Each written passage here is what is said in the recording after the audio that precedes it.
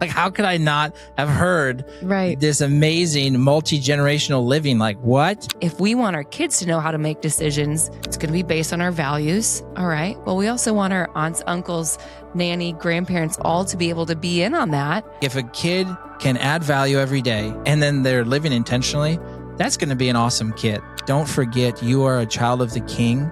You're not just trying to teach your kids. Your kids are going to follow you. And so stay connected to the source.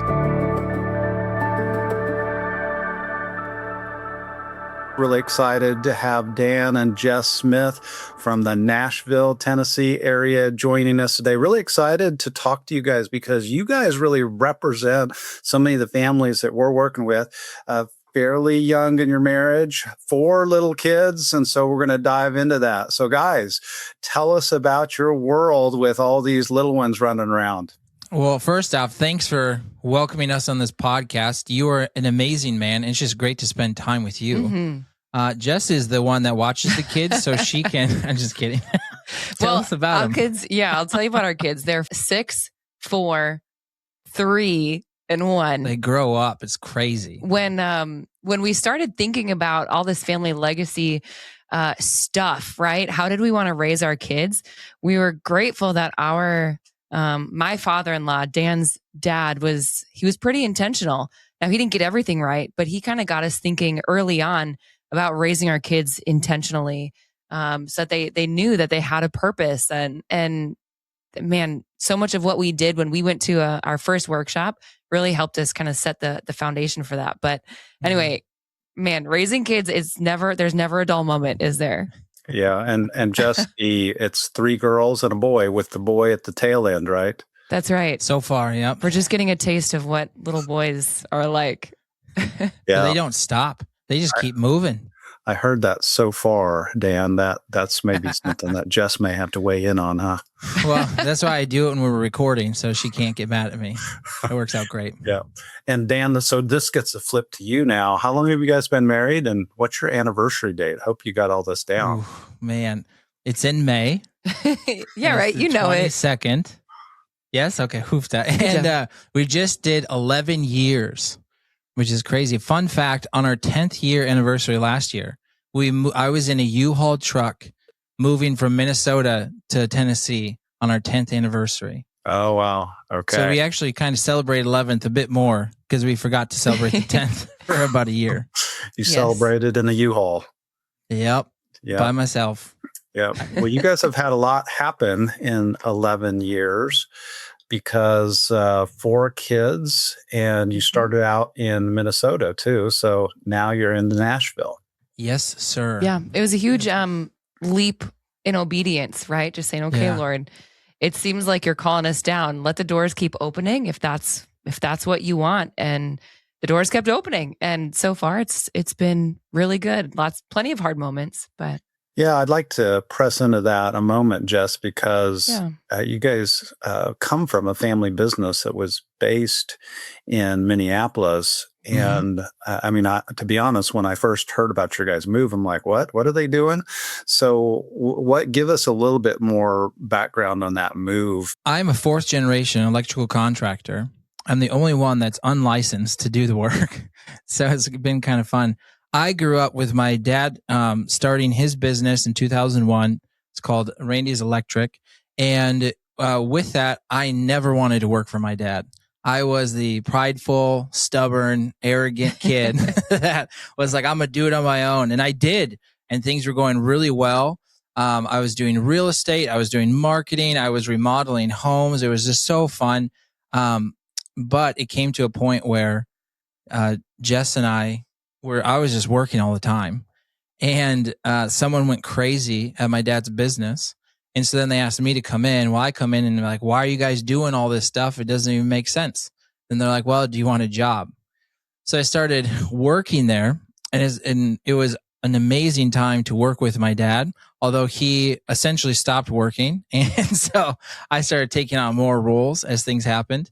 But then that's when, we had the conversation of, hey, Dan, what do you want? I said, I want to buy your business. And this is like a humbling moment for me because I was, again, this arrogant, prideful, stubborn kid. and to then come over and see the vision that he has, him asking me that question, the maturity he had, right? Mm-hmm. I mean, what an amazing conversation to have with your child. And again, humility on his side. So then we got introduced to you because of this transition. And it was amazing, just getting to know you, and then you inviting us to these events and bringing us into your world a bit to learn a lot more of what this legacy thing looks like. Because I never was actually taught on how to do it. Why didn't you want to come join your dad? Yeah, sin. It's the whole like, well, first off, he wasn't the best businessman. He was an amazing man, but in no way was he like the best businessman. So I'm like, well, I can do business better than him. Well, come to find out, loving people, valuing customers, and doing the right work builds you a great business, And so I was stubborn in my own ways. I just thought, I don't need to do this. The world tells you can do it yourself. You don't need other people. Don't follow or collaborate with someone else. Build it yourself, right? This happens in the Christian world all the time. Yeah. Jess, you mentioned this, but I want you to answer this one because you talked about some of that foundation that your father-in-law, Randy, was setting the pace for you on. Mm-hmm. Describe that. Yeah, there was just such a, he was a very genuine man. And, I refer to him in past tense because he went to be with Jesus in 2021. And so we had just, it was 10 days before our second kiddo was born that he passed away. And he was just so loving, right? Like the best grandpa you could ask for your children. I was grateful that I got to spend, I don't know how many years would that have been? 6 years, getting to know him, and both before we got married and then of course in our earlier years of marriage. And, he was the person who brought the family together. So not just holidays, right? You get together on Thanksgiving and Christmas, but he was really intentional about bringing the family together, let's just say monthly, right? And having intentional conversation. He was someone who wanted to listen, and he had so much grace, and he wanted to pour into the other generations, right? He wasn't one to kind of pull away and, just kind of let you suffer for yourself, even though he knew that plenty of good came from learning through hardship. So there was just so much that by doing life with him, you just gleaned so much. Yeah, I like what you're saying, that he brought the family together. How did he do that? I mean, what did that look like? What I saw anyway was a lot of just intentionality, saying, hey, family, let's get together. Anytime that you had a question, he wanted to hear. He wanted to hear what it was. He might not have the answer, but he wanted to listen. He wanted to, dive into those conversations, whether they're lighthearted or, the big life heavy things that you were walking through that you needed guidance on. He was happy to offer wisdom, ask you questions, and point you back to the word. I mean, that was one of the best things is he always had that spiritual foundation. It wasn't just what he thought based on his own life experience or opinions. There was a strong foundation to that went, so much further beyond, a lot of what the leadership I had experienced in life otherwise had looked like. Yeah. I like that he pointed you back to the word. Dan, let's come back to you on this because you mentioned it, that at first you didn't want to come work for him, then you come there. And of course, you're probably in your 20s or something like this when you're coming back. Yeah. So maybe mid-20s.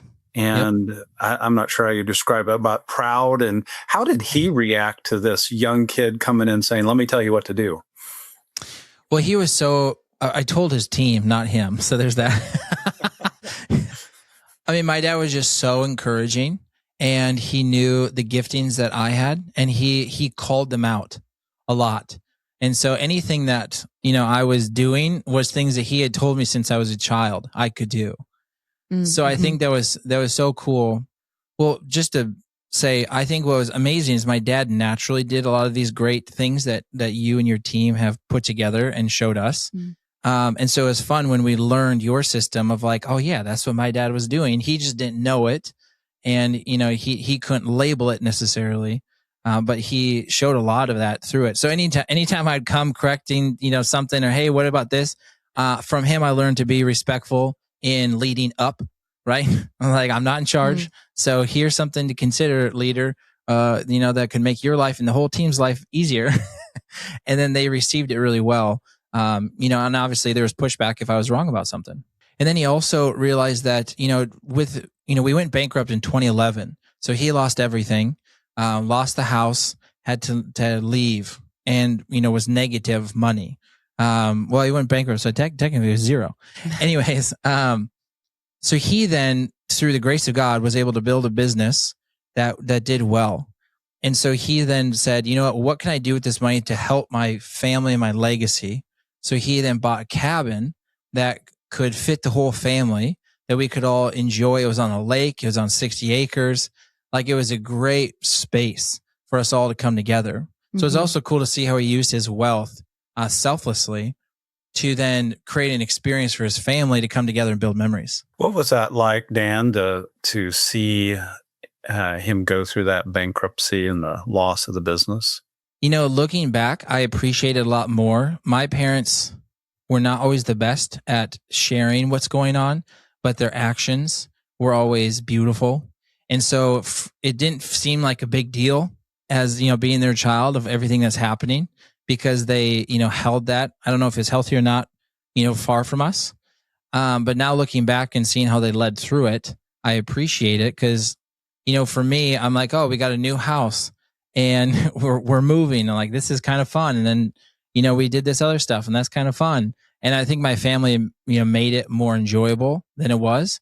But I know that it's still, something that my mom struggles with, the pain and I don't know, I guess just fear. the fear of that bankruptcy.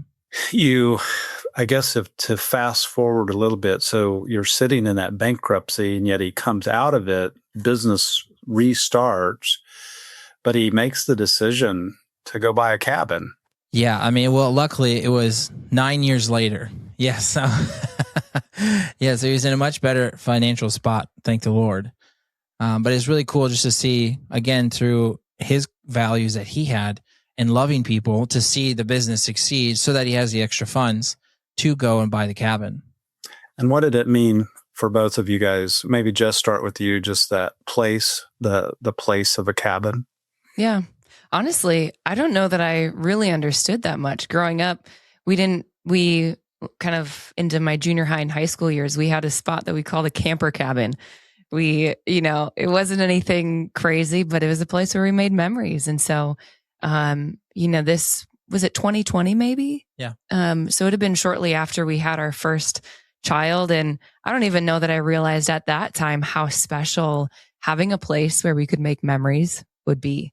Just a familiar place, somewhere that just held, looking back now, it's like, man, that place held so much special connection. And it was really used in a beautiful way that could have gone either way, right? You can use it just for us and our own people, but it really was used to host a lot of events. A lot of pastors came there for respite, and it's just really great the way that it ended up being another way for us to exercise that hospitality, as a whole family. And we all learned so much, honestly, through it. Yeah.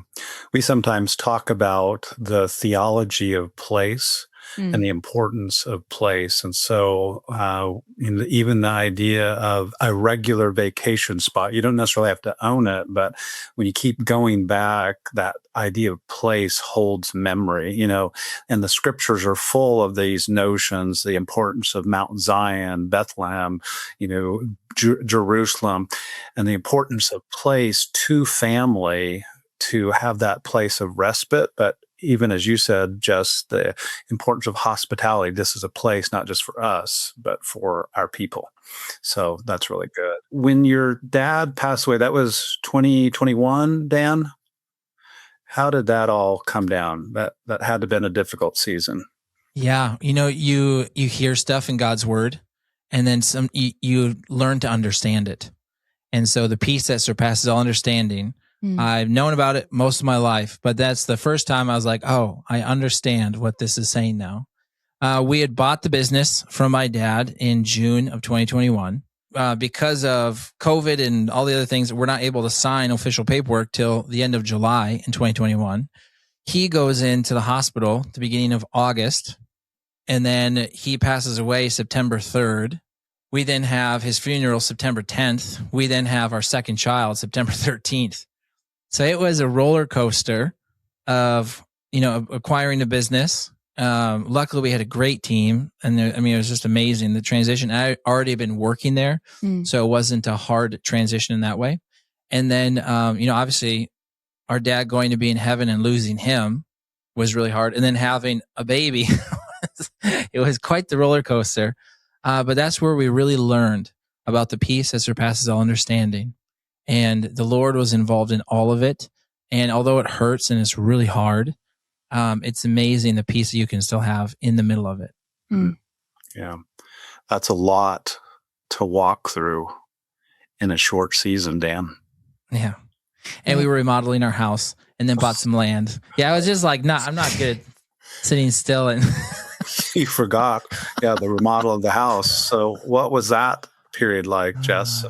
You've made all these transitions and you're buying the business, and here the patriarch is passing away. Dan has gotten really good at communicating when he is anticipating busy seasons. Now, that said, nothing can prepare you for a season like that, like it was. I think there were many times where it felt like we were just holding on, trusting that, okay, God, you're using this, you're leading and guiding us. And thank God he was, because had we been, trying to do it on our own, it would have been so hard. It would have been even harder than it was, right? Yeah, this is a really good moment to pause for a second, because just what you just said, there probably are people who are listening now who would say, that's me. I'm just barely holding on with my family or with extended family. What advice would you give to them in that holding on? I don't know which one of you want to take this first, but this is probably a good one for both of you to address. Well, the thought that's coming to my mind first actually relates to what Dan was saying. The peace that surpasses all understanding, right? There's peace and there's understanding. And the peace isn't something that you can derive from within yourself, right? And it's not something that's going to come from your circumstances when you're going through a hard thing. And so it matters. What you believe really matters, and where you turn really matters. So if you're looking to create understanding, the understanding is not going to come. The peace surpasses that understanding, right? So whether you get understanding or not, that's not going to lead to peace necessarily. So I think it's deciding for yourself, what voices am I going to listen to? Where am I getting truth in this moment? Because if it's from my emotions and my circumstances, I'm probably not going to actually get real peace. But if I'm looking to the word, if I'm praying, if I'm seeking advisors, trusted counsel, people who are 10 years ahead in their faith, right? Something like that. That's going to be a lot more effective than just, again, even asking why God? None of that really helps. He wants to grow you through it. We can trust that his ways are higher than ours. We often want understanding, but God's peace surpasses understanding. That's really wise. Yeah, that's good. Dan, what about you? What instruction might you offer? I think what the Lord is sharing with me right now is be careful on what Jess said. Be careful on the lies you believe. If you're somebody that is not having peace right now, I encourage you to ask God, what lie am I believing? And I think in these circumstances, when you have high emotions, high stress, high grieving, there is lies that are just thrown at you in every direction. And it is intentional from our enemy. And so sometimes I found I had a lie that I believed and attached to. And so years later, I had to, with a friend, unpeel the onion of like what's happening. Like, why am I not feeling great? Why is this not going well? Well, from that moment of my dad passing, everything else going on, there was a lie that I believed. And I had to then notice it and then bring it to the Lord and, and ask for the right truth and use his word to find the actual truth of what was said. So yeah, I think asking the Lord, what lies do I believe, is really helpful when trying to find that peace that surpasses all understanding. Well, you were in the middle of all that for sure, because not only is your dad passing, but you got a second kid that shows up on the scene too. Back up one other point here, just kind of wrapping up this part about your dad. And Jess, you referenced it, but I know that he had a pretty simple, I would call it a motto. Dan, do you want to talk about that motto that he had, or maybe you'd call it a mission statement? I'm not sure how he would describe it. It's really fun. And again, I just want to point out how sinful and prideful I am. I try to fight this and change it. And our team brought it back. Our purpose is to be a blessing. As a Smith, that's what our purpose is. And so he would say all the time, hey, are we being a blessing? How can we be a blessing? Is that being a blessing? And so his motto, his purpose for sure was be a blessing. And it's so beautiful and simple. And it's something that he taught every single one of his kids, and not knowing that you can have this beautiful family structure in place. Yeah, that was probably the mantra that kept getting repeated every day, right? I take it. Yeah. Oh, yeah. I think anybody who knew him. Anyone that knew him. And for our business, that's our business. When we just hired a couple people, and as they're onboarding, our purpose is to be a blessing in this organization. So this is just so you know, so you can have identity and you can join the tribe. Our purpose is to be a blessing. So it continues through a lot of other lives too, in that motto that he taught us. And then the second thing that he really wanted to do was to build a $10 million giving fund, which was crazy. He went bankrupt in 2011. And then a couple years later, he's like, I'm going to build a $10 million giving fund, which is just insane. And so when we're in the parking lot at the Carlson Towers, and I had told him, hey, if anything ever happens to you, we're going to fulfill that dream you have of building a $10 million giving fund. But again, being arrogant and prideful, I said, I think it's pathetic. So we're going to do a $100 million giving fund. Then he goes and dies on me a month and a half later.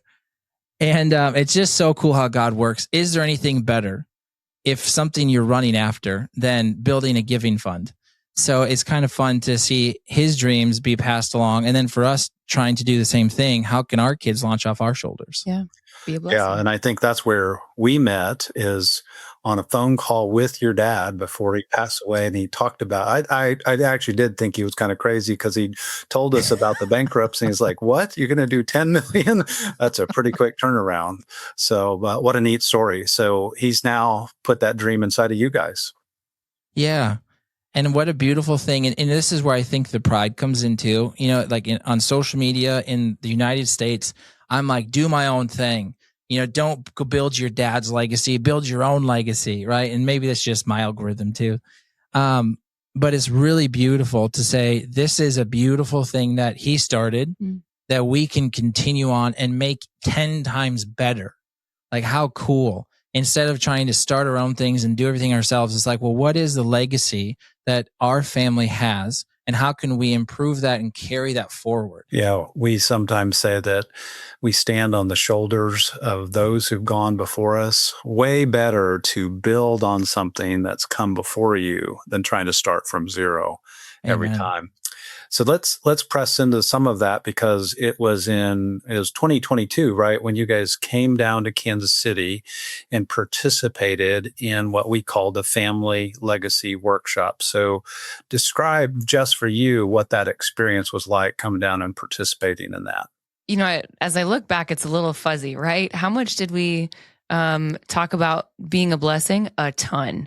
As a family, before Dan's dad, his name's Randy, before Randy passed, talked about it a ton. And then, of course, as we took on the business, that was something that we leaned into even more.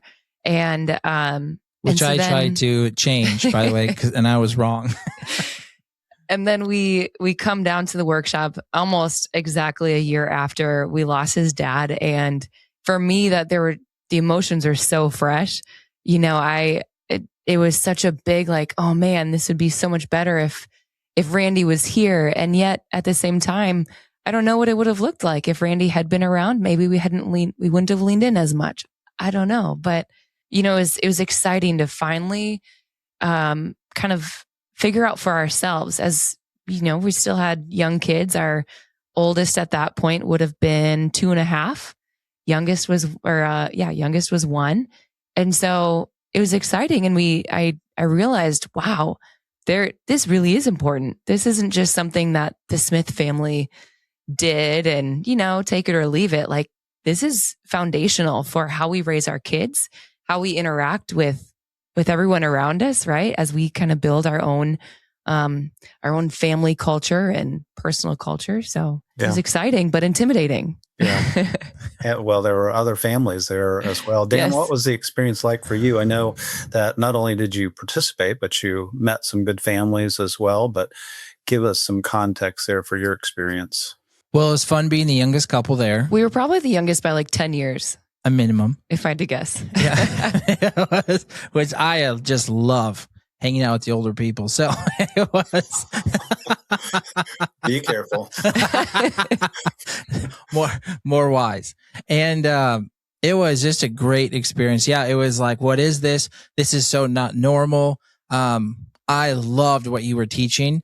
We've been in church most of my life, and it's like, I've never heard any of this, like, how could I not have heard Right. this amazing multi-generational living? Like, what?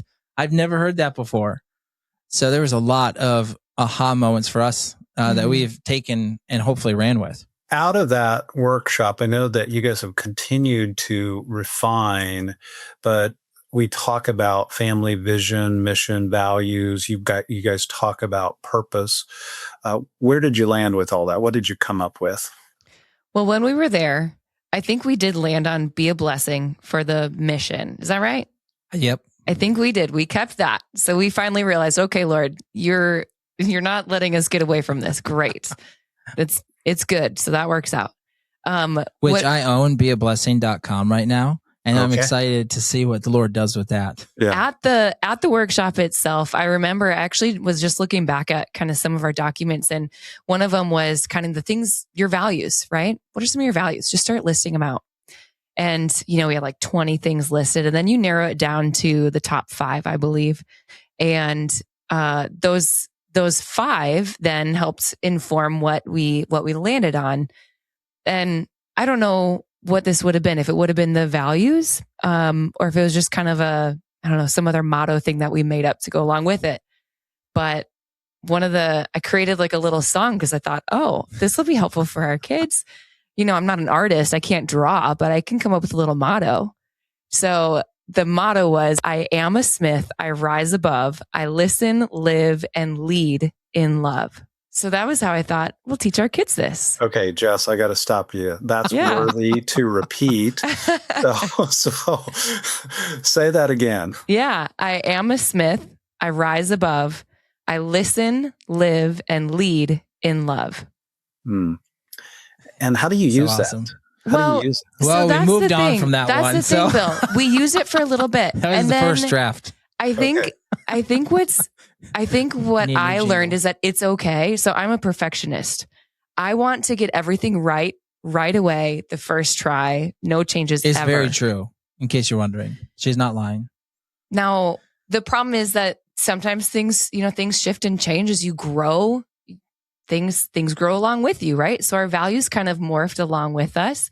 So it was probably a good maybe a year or so that we used that. And then we kind of shifted towards saying, okay, looking back at that list of values, I think, do you remember what they were? They were like faith, relationships, generosity, wisdom, and something else.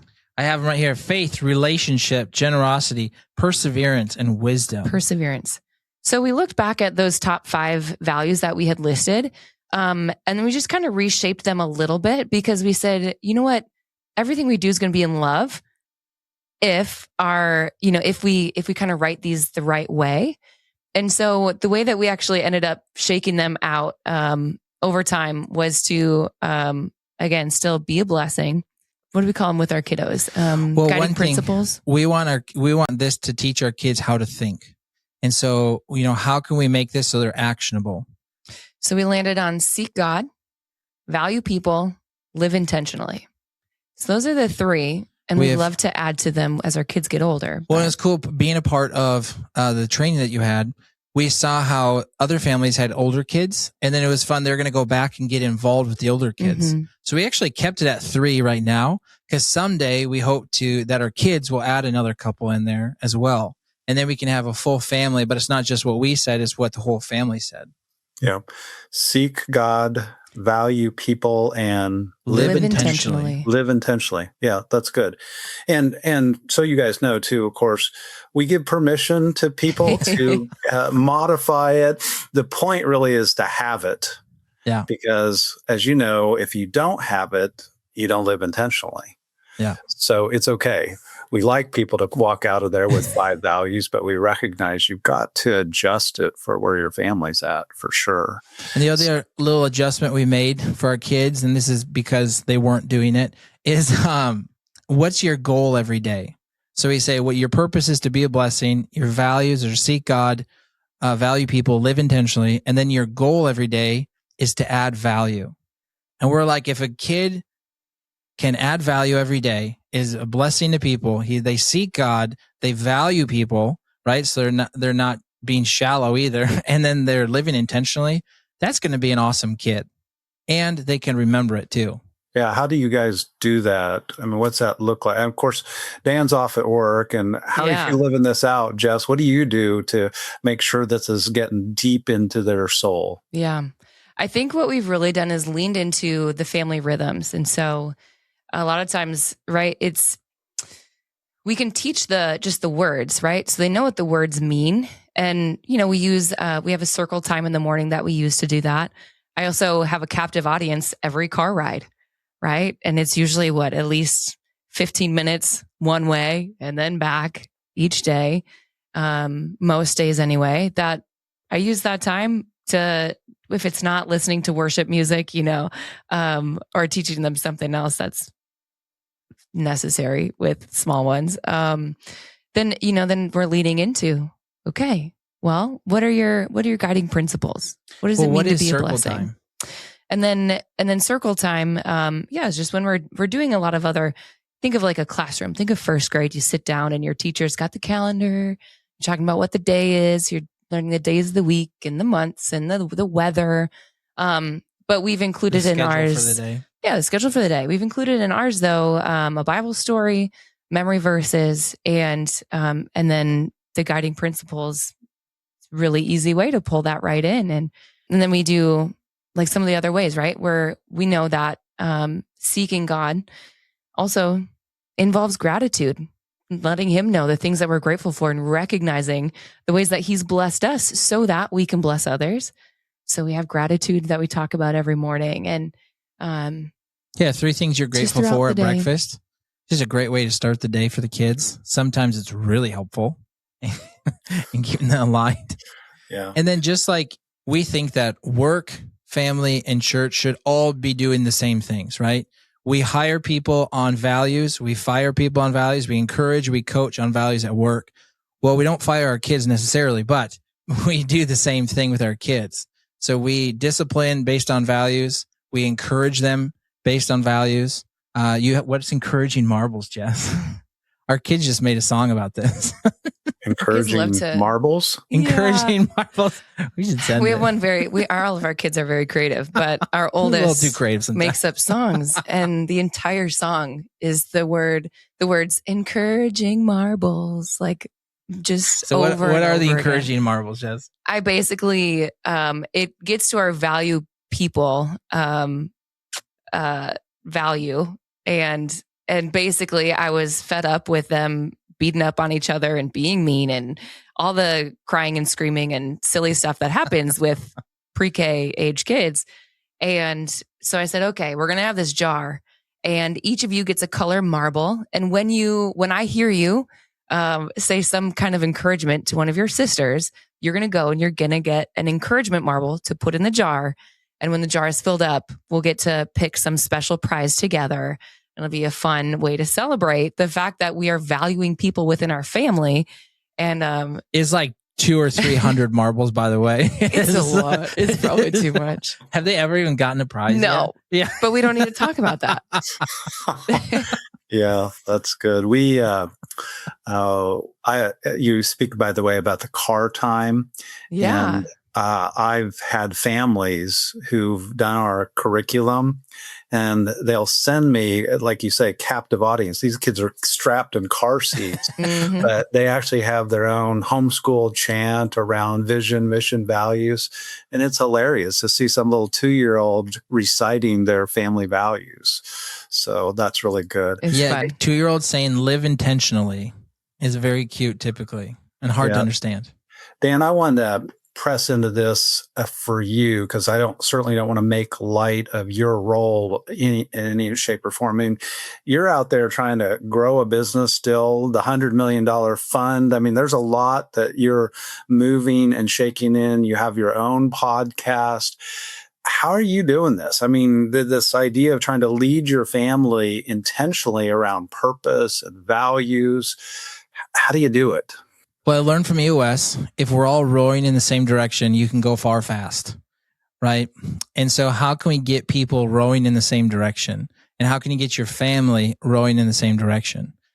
We have surrounded ourselves with community. And so we have lots of people helping us in many different ways and places and areas.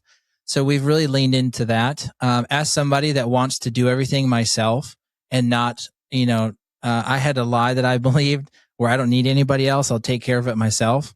And then the Lord's like, lead all these people. And I'm like, come on, God. So we've been forced to, we do a lot of stuff out of obedience, and then it turns out to be great, but I'm always typically stubborn going into it, including our podcast. The ministry Ask About My Faith is like, we're doing it out of obedience. And luckily the Lord's turned that into something we love.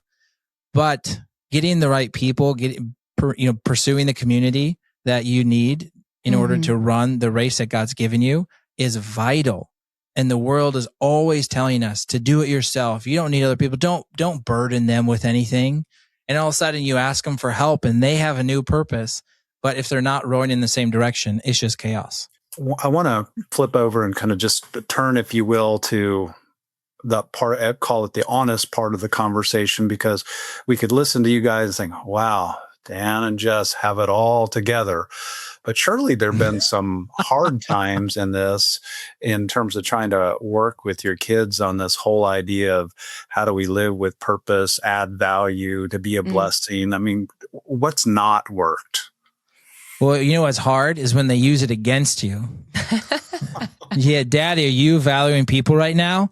Dang. Oh, you're right. Daddy, when did you seek God today? You're like, whoo. I think it's really one thing that we've really had to figure out, as every parent does, is which battles do you choose? And so I choose all of them, by the way. Dan chooses this is what I've more learned than I a lot. do. Luckily, yeah. You could be honest. I spend more time with them, so you have a little less that you have to decide on. I think choosing which battles really matters, because you can find yourself all day stuck at the breakfast table because, you're trying to drill into them, what valuing people, right? What that looks like amongst the three of them as siblings. And it's just not worth it. It's better to go out and do it. What else? Yeah, I think we were just talking about it. I said, do we have Bible verses associated with those?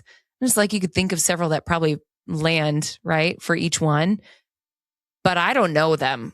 And so that says a lot, right? Well, that even that would be a down, really great next step. Yeah, they're written down. We already have them, but we didn't even, when's the last time we reviewed that? Haven't done anything. Right? So I think, it's like you can get way too complicated. That's why we just stuck with those 5 things, right? If we can remember these 5 things, because otherwise we try to do all sorts of stuff. I've tried to lose weight tons of times. But all of a sudden you get it simple and now you can actually follow it. Yeah. So I think our biggest thing is overcomplicating stuff. Yeah. Do you have, we often encourage families to publish it, put it up on the wall of their home. This is our family win, so it's published. Do you guys have it published as well? It was in our, because of you, it was in our, main living room beside the fireplace. And now it's in our guest bedroom downstairs. So all of our guests we need to make new know. ones. The guests know. We may not know, but they know. Okay, but can I say something to that point? Dan talked about community and how we don't do things alone. There's a lot that we just know it's better to have help or to lean in and have the support, right?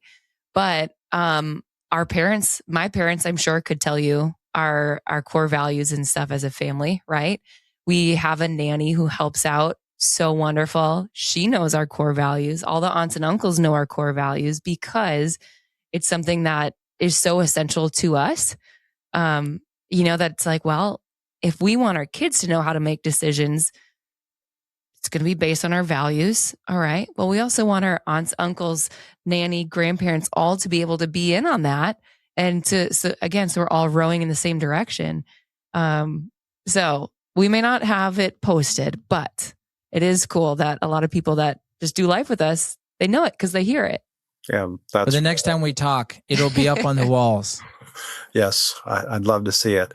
Okay, let's flip over one more thing for you two, because it's one thing to have family vision, mission, values, purpose, however you want to describe it, the guiding principles. But you two have to be in agreement to make this work. How do you two make it work? Well, can I first say, when you start developing these, and you taught us so well, this is a draft. And it took us 2 years of constantly going over, of having many meetings, of having annuals and quarterlies and all this stuff together. And we just allowed ourselves to just continue to process and figure this out. These are all great things to think about. And so if you're spending time with the Lord thinking about this and it changes, great. So we had to give ourselves a lot of grace, because I'm like, figure it out, stick to it, move on.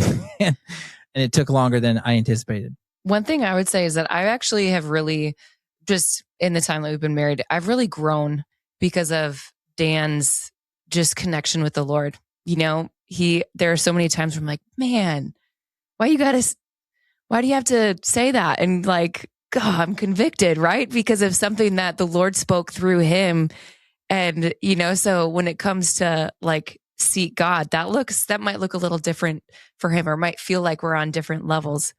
But in some ways, the value people, it just looks different for me than it does. Oh, Jess is way better at valuing people than I am. That I don't know that it's totally true, but definitely true. Do you guys have a time where you try to meet together as a couple? What does that look like? Yes, Sunday nights we have our business meetings where we go through the week. And we want to go through a couple of things, but we go through the week, any good things that happened, any bad things that happened, anything that needs to change for the following week. On Sunday, we talked about this podcast because we're like, hey, what's coming up this week? And then that just started a discussion we had yesterday. We were sitting on the front porch with a beautiful sunset and talking through, that was a fun time, and looking back at pictures from when we were at the event with you. Yeah. Do you prepare for that time, or is it the agenda's set enough? I'm a wannabe organizer, so I think you should prepare for the time, but I don't. And we have a set agenda. And then as the Lord leads, some would even say. I think it's a really good time for the two of us, right, to connect on a personal level as well. And so it's something that as of lately, we haven't been so good at preparing for, but the intention is to also bring up the things that went unsaid during the week.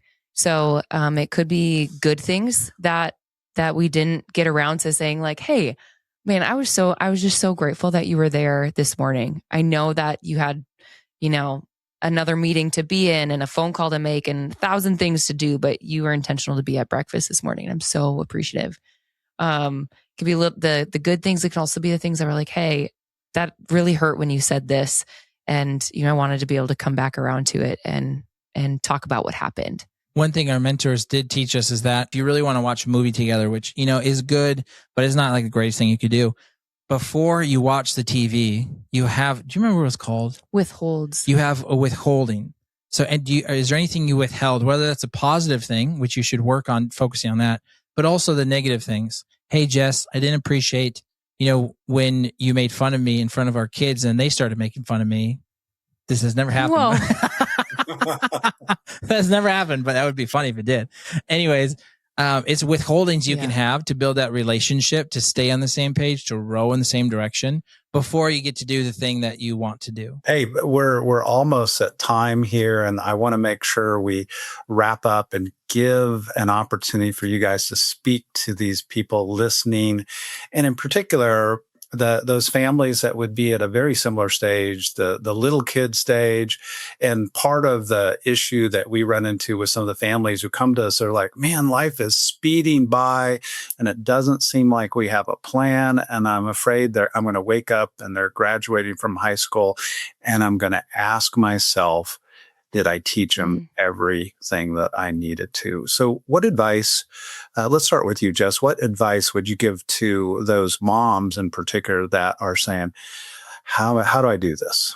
Yeah, I think I would say, that it's always worth it to slow down. It's always worth it to set one thing aside or two or three things aside so that you can pause and just reconsider. You get so set in your ways and your routines and all that has to get done. And they're probably important things. Like they probably are. And at the same time, there's nothing more important than your kids and your family and the direction that they're going. And it's up to us. It's up to us as parents to guide them. I found myself frustrated the other day because my kid wasn't doing what I wanted him to do. And I realized I can't just be frustrated. That's literally my job, is to help them, to pause and slow down and help them learn what they need to learn so that they can be successful. And so it's okay to pause. It's even okay to say no to some of those extra things. But it could be, the first step could be getting guidance from someone who's gone before you, someone you admire, who's already done what you've done. The good news is you don't have to figure it out by yourself, but you do have to pause long enough to decide what that next step looks like for you. Yeah, that's good. Pause and reconsider. All right, Dan, some encouragement for dads, husbands trying to figure this out. And of course, some of them would be saying, I don't think I can do this. Yeah, a question we get too is like, well, I don't know God's will for my life. So I just want to encourage you with this. 1 Thessalonians 5, 16, 17, 18. Always be joyful. Never stop praying. Be thankful in all circumstances. For this is God's will for you who belong to Christ Jesus. So I am great at justifying how all these other things are important, but yet I forget to do the main thing that the Lord's asked us to do. So I encourage you to pause. Maybe you need an hour less of sleep so you can wake up and clear your mind with the Lord. But don't forget, you are a child of the King. You are not an uncle. You are not a brother to. You're not just trying to teach your kids. Your kids are going to follow you. And so stay connected to the source. Well, Dan and Jess Smith, so great to be with you. Really rich conversation. We look forward to having you back on. We'll be checking in with you and see how things are going for your family. So thanks being on Family Frameworks here. Thanks you so much.